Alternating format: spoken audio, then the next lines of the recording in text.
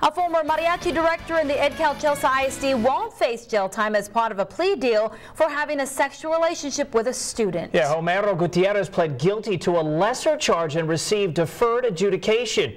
And while he may have avoided a sentence that put him behind bars, his days of teaching in Texas are likely over. Nearly 7 months after Homero Gutierrez's arrest on a charge of improper relationship between an educator and student, the former Edcal Chelsea High School Mariachi Director strikes a plea deal and admits his guilt to a lesser charge of indecency with a child by exposure. It's still a felony, but the sentence is 10 years deferred adjudication, meaning if he behaves and carries out all conditions imposed on him, his record would be cleared.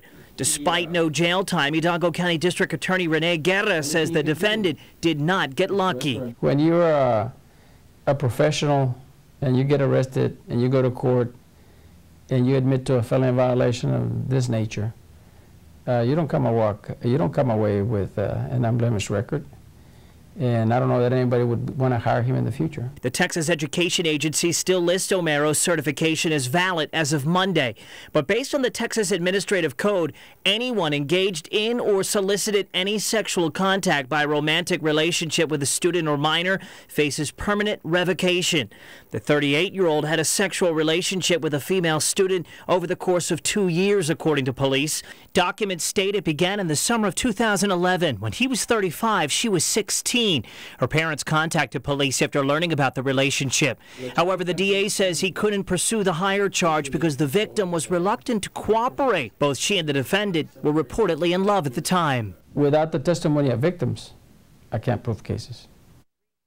Now, the victim's attorney, John Rodriguez, says the student and her family opted for that plea deal to put the traumatic experience behind them. She did not want to relive it on the stand and feared continued ridicule from people in the community who felt she ruined his life. That's the attorney's words.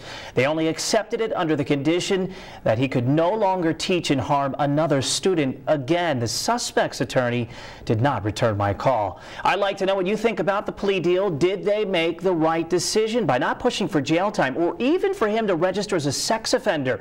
Tell me on my Facebook page tonight or on Twitter. Just search Ryan Wolf.